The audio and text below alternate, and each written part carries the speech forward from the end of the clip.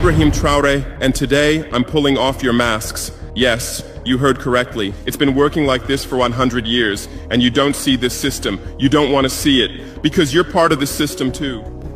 Picture a country where even heavy rains can't destroy the roads, where new highways don't drain the national budget, and where local people help shape the infrastructure they actually use. This isn't a far-off dream. It's happening right now in Burkina Faso. Thanks to the bold decisions of Captain Ibrahim Traoré and a game-changing Japanese road-building technique, the nation's crumbling transport network is on the brink of transformation. After years of isolation, poor trade, and hard-to-reach hospitals and schools, Ibrahim Traoré's new road method is about to change Africa forever. Burkina's Road Revolution.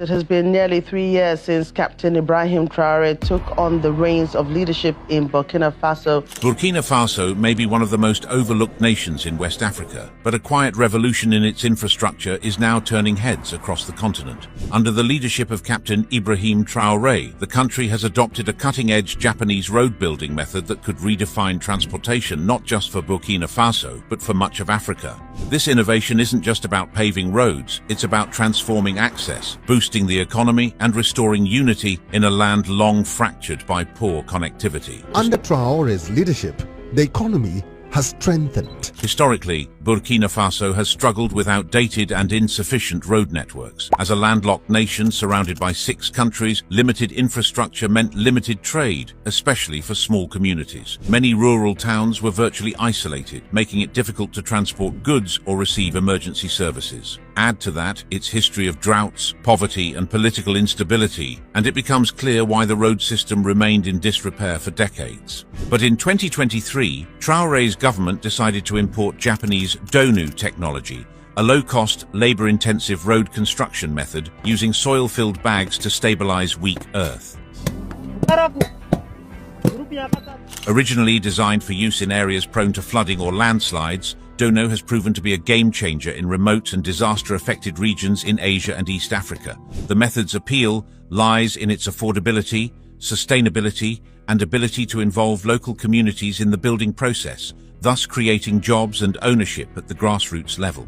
This move comes at a critical time. Since 2022, Burkina Faso has been battling a jihadist insurgency that has killed over 10,000 people and displaced more than 2 million. These attacks have not only destabilized the country but also destroyed already weak infrastructure. In response, the military took over in 2 successive coups, hoping to restore order and rebuild the nation. In this world, Africa will be free, Africa will be strong, Africa will be a leader. International fallout followed. The African Union and ECOWAS suspended Burkina Faso. France, once its colonial overseer and security ally, was told to withdraw. In a strategic pivot, the government is now engaging with Russia for military training support, though it denies any involvement with the notorious Wagner Group. The introduction of Japan's Donu road method isn't just a fix for broken roads, it's a symbol of sovereignty. In a country battling insurgency, rebuilding infrastructure is more than development, it's survival. Traoré's initiative signals a shift toward local empowerment, international diversification, and long-term stability. Paving Africa's future. Burkina Faso's latest bet is on its car shoe industry. Burkina Faso has long struggled with road infrastructure. Most rural roads are unpaved, and that makes them highly vulnerable to natural elements. Heavy rains turn them into muddy, impassable tracks. In the dry season, thick clouds of dust blind drivers and trigger respiratory issues. These roads are essential for connecting communities to schools, hospitals, and markets. But the harsh climate, combined with limited resources, has made road construction and maintenance a losing battle until now. For years, traditional road materials like asphalt and concrete failed to stand up to Burkina Faso's intense conditions. The extreme heat caused them to crack. Seasonal floods washed them away. Worse, these materials were expensive, and sourcing them placed a financial burden on an already stretched economy. As a result, remote villages often remained isolated, cut off from essential services. Trade suffered. Medical emergencies turned deadly due to delays. Education opportunities remained out of reach for many. But now, a groundbreaking shift is underway. A partnership between the government of Burkina Faso and the Japan International Cooperation Agency, JICA, is introducing a game-changing solution, the Donu method. Unlike traditional techniques, this low-cost approach uses bags filled with local soil, compacted tightly, and arranged in layers to form a stable base for roads. This technique is not only far cheaper than conventional materials, but also far more adaptable to the African terrain. Is a transformation happened in our direct beneficiary, the community people. What makes Donu stand out is its resilience. It withstands erosion, intense heat, and flash flooding. Even more impressive, it can be implemented by local communities themselves. This boosts employment, empowers villages, and ensures roads are maintained by the very people who use them. The method is already proving effective in Kenya, Uganda, and the Democratic Republic of Congo. Now in Burkina Faso, it could mark the beginning of a regional transformation. Roads that used to vanish during the rainy season are now staying firm. Drivers who once risked accidents in dusty or slippery conditions now have safer routes. Children can get to school, mothers can reach clinics, farmers can transport goods, and the country, once constrained by geography, may finally gain the mobility it needs to grow. If this method scales up, it could redefine infrastructure for much of Africa. Dono technique. In a region where crumbling roads and high construction costs have long been accepted as the norm, Burkina Faso is testing a bold new solution, and it might just change the future of African infrastructure. This game changer is called the Dono technique, a low-cost road construction method that's drawing attention from engineers, economists, and governments across the continent. Named after Captain Ibrahim Traoré, the Burkinabe leader backing its nationwide rollout, the Dono system isn't just an experiment. It's a potential blueprint for solving Africa's infrastructure crisis. Unlike conventional roads built with expensive asphalt or imported concrete, the Dono bags are used for raising embankments to prevent floods, and has been used in Asian countries dating back to the year 2000. The Dono technique takes advantage of Africa's own natural resources, especially laterite soil. This iron-rich earth is abundant in many African regions, and when compacted using the Dono method, it forms surprisingly durable road surfaces that withstand seasonal extremes better than standard materials. While heavy rains used to turn roads into impassable mud pits, and dry seasons would kick up blinding dust storms, the Dono roads reduce both risks, cutting accident rates and improving year-round accessibility. What makes this even more impactful is the backing from international development agencies like Japan's JICA, Japan International Cooperation Agency. JICA has partnered with the Burkinabe government to help implement and refine the Dono technique using tested engineering principles, ensuring that the roads are not only affordable but also safe and sustainable. The Kilimomsingi group applied Donu technology to repair a bridge. Their joint studies show that these roads cost a fraction of traditional builds while offering improved resilience in Burkina Faso's punishing climate. But there's more to this than just road building. This technique empowers local communities by using local labor and materials, reducing reliance on foreign contractors and boosting the rural economy. Farmers, traders, and students, especially in remote regions, are already seeing the benefits. Cheaper transport costs, easier access to markets, and better school attendance rates. This isn't a quick fix or political stunt. It's a long-term investment in Africa's mobility and self-reliance. The Dono technique could be adapted across the Sahel, West Africa, and beyond, giving countries a proven method to bypass the corruption-prone high-budget infrastructure models that have failed them for decades. Africa's Earthbag Road Breakthrough. Ibrahim Traoré's push to revolutionize Burkina Faso's infrastructure isn't just about building roads, it's about rewriting the rules of construction itself. And at the heart of it lies a quiet but powerful innovation, the Dono technique. Originally developed in Japan, this method flips the conventional road-building model on its head.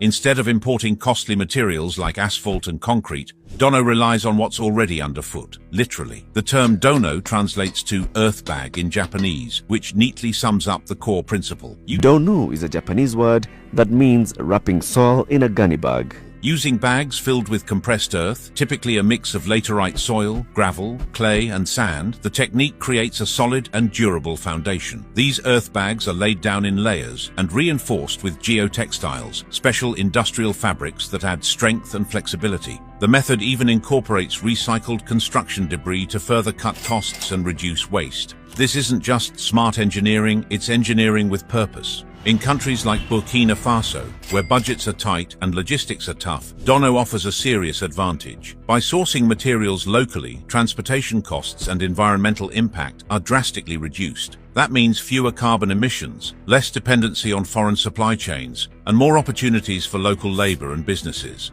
And it's not just theoretical. Roads built using the Dono technique have shown strong resilience in harsh weather and heavy use. What makes this approach even more impressive is its scalability. Whether in rural villages or urban developments, Dono can be adapted to suit different terrains and traffic levels. In Japan, it was first used in flood-prone areas because of its resistance to erosion. In Africa, it offers a way to build affordable roads in remote or neglected regions, where traditional infrastructure has always been a challenge. Traoré's endorsement of the Dono technique isn't just a political move, it reflects a broader shift toward localized, eco-friendly development. Because these don't fit your scenario, your Africa cannot be successful. If implemented effectively, this could serve as a model for other African nations. It's a method that values both innovation and tradition, combining age-old earthwork techniques with modern materials science. This isn't just a road project, it's a test of whether sustainable, people-first solutions can take root in a continent too often forced to import its future. Africa's low-cost road break. In a time when many African nations are struggling with limited infrastructure budgets, one groundbreaking method is quietly revolutionizing rural development, and it's not coming from a high-tech lab. It's a simple yet highly effective method called the Dono or Donu technique, and it's catching global attention for all the right reasons. Donu bags are used for raising embankments to prevent floods. This method, which uses tightly packed sandbags to build and repair roads, is proving to be a game changer, especially in nations like Burkina Faso, where resources are scarce, but the demand for reliable roads is sky high. Unlike conventional asphalt roads that can cost up to $500,000 per kilometer, the Dono technique slashes construction expenses by up to 60%. That's because it relies almost entirely on locally available materials like soil, sand, and jute, or polypropylene sacks. There's no need to import heavy equipment or outsource to foreign contractors. With minimal machinery and hands-on labor, this method is not just affordable, it's empowering.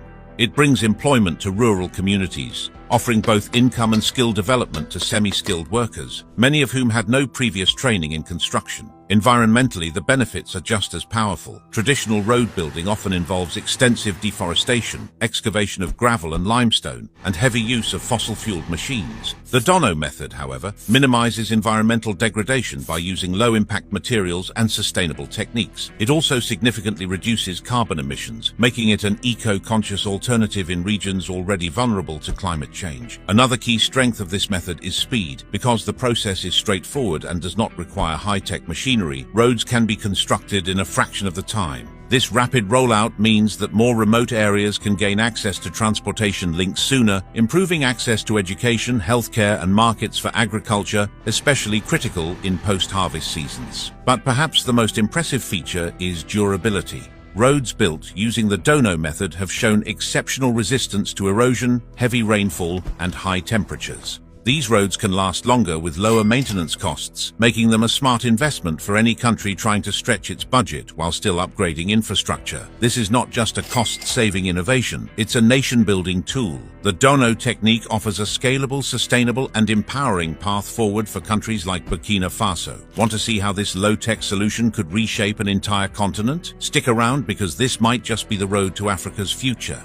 Dono method transforms transport. Burkina Faso is quietly launching a road revolution that could reshape not only its national transport system, but the entire West African region. In February 2025, a groundbreaking training program began under the government's partnership with Japan International Cooperation Agency, JICA, targeting one goal: to teach local engineers, construction workers, and community leaders how to master the Dono road building technique. Why? Because this method is fast, cost-effective, and remarkably suited for the diverse terrain of the country. Its strategic partnership with the Japan International Cooperation Agency, Japan's commitment to supporting Nigeria's disaster management aspirations. The pilot phase kicked off in two key cities, Ouagadougou and Bobo-Dioulasso. These urban hubs are essential for national trade and logistics, making them the perfect testing ground for the Dono method. This Japanese-engineered approach uses locally available materials and a technique of layered soil compaction that's both environmentally friendly and structurally sound. Engineers were taught how to source, layer and compress soil and gravel, a process that doesn't just build roads, it builds long-term skills in communities. But this isn't just about road construction.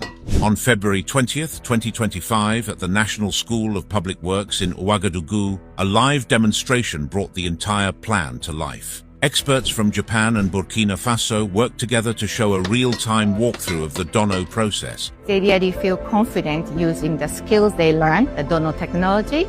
It's really the first experience for them. Local officials, students and engineers gathered to witness not just a method, but a movement. This isn't top-down development, it's grassroots transformation. The government is actively involving citizens, especially in rural areas, in both construction and awareness campaigns. Public outreach initiatives explain how the Dono technique works and why it matters, creating a sense of shared ownership over national progress.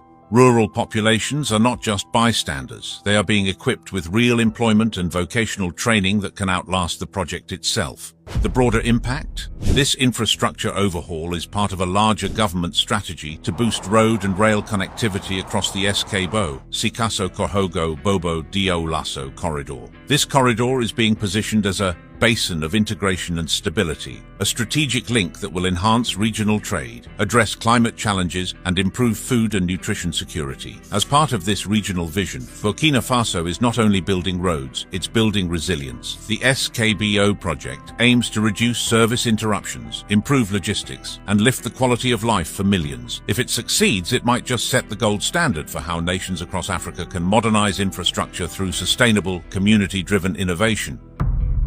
The challenges.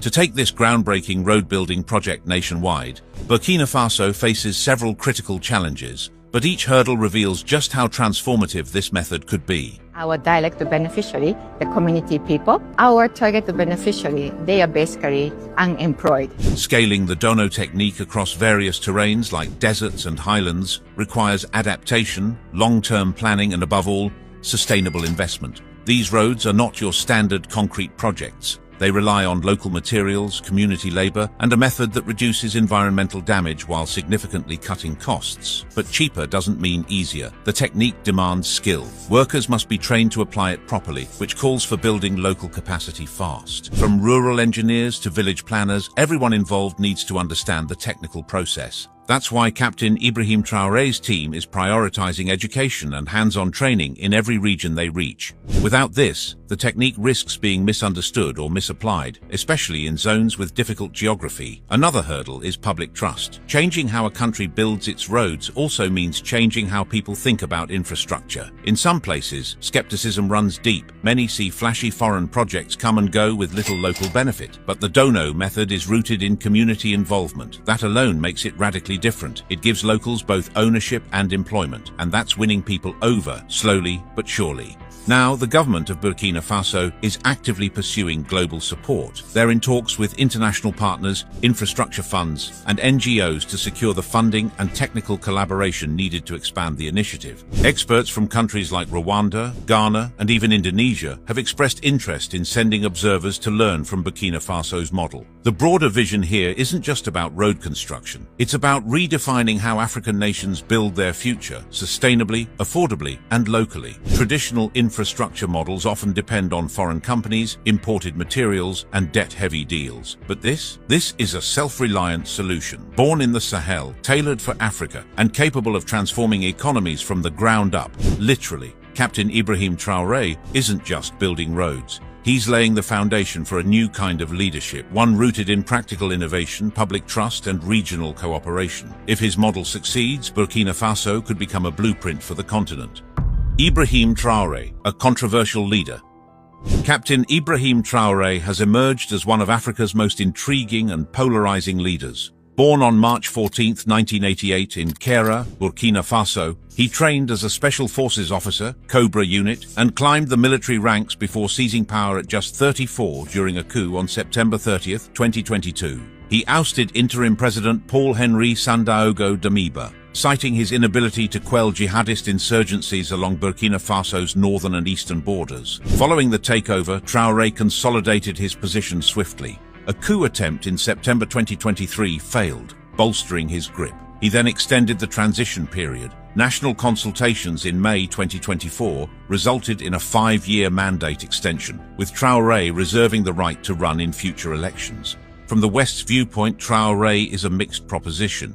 European and US officials express concern over his authoritarian tendencies, press crackdowns, enforced military conscriptions, and ties to Russian mercenaries, including the Wagner-linked Bear Brigade. Meanwhile, analysts suspect Belarusian or Russian-backed propaganda fueling a cult of Saint Traoré to stoke anti-Western sentiment. Human rights watchdogs highlight ongoing violence and massive displacement. More than 60% of the country remains outside government control, with fatalities surging from about 2,900 to over 7,200 annually. Yet on the ground in much of Francophone Africa, Traoré commands genuine admiration. His stirring anti-colonial rhetoric, Africa doesn't need the World Bank, IMF, Europe, or America, and a pivot from France toward Russia and Turkey deeply resonate. Thousands rallied for him in June 2025 after US criticism of alleged corruption, full of anti-American sentiment and pro-Russian flags. Economically, Traoré has pursued a robust program of self-reliance. GDP reportedly rose from $18.8 billion to $22.1 billion within 2 years, driven by agricultural mechanization, more than 400 tractors distributed, food processing, tomato, cotton, shea, cashew, gold refinery plans and bans on raw gold exports. External debt was cleared, about $4.7 billion, and state control expanded over core mining and agro-industries.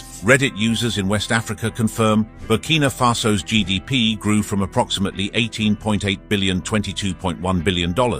He reduced the salaries of ministers, paid off local debts, established 2 tomato processing plants. Rice and millet production surged. Still, challenges persist. Regional instability, reports of rights abuses, and heavy dependence on security improvements before democratic restoration. While Traoré offers a form of radical Pan-Africanism and economic independence, Western critics warn that his longer-term cost, higher insecurity, democratic erosion, and authoritarian entrenchment may outweigh short-term gains. Paving the path to prosperity. Since assuming power, Captain Ibrahim Traoré has pursued an ambitious development agenda aimed at breaking Burkina Faso's dependency on foreign powers and raw material exports. While much attention has focused on the high-profile Dono Road project, several other initiatives are quietly reshaping the country's economic future, especially in mining and renewable energy. 3 of the most impactful are the gold residue processing plant in Kosodo, the national gold refinery, and 2 new solar power stations at Kodeni and Pa. The first of these, inaugurated in January 2024, is Burkina Faso's gold mining residue processing plant, located in the Kosodo industrial zone near Ouagadougou. The facility, developed by Golden Hand SA in partnership with the state, is the first of its kind in the country. It extracts valuable metals from mining tailings that were previously discarded. Traoré described the plant as a symbol of innovation and sovereignty, emphasizing that Burkina Faso is only the 2nd African nation to implement this kind of technology. The plant not only enhances economic recovery but also creates local employment. 124 Burkinabe, including 70 women, were hired in its first phase. It represents a key step toward capturing more value from the country's abundant gold resources.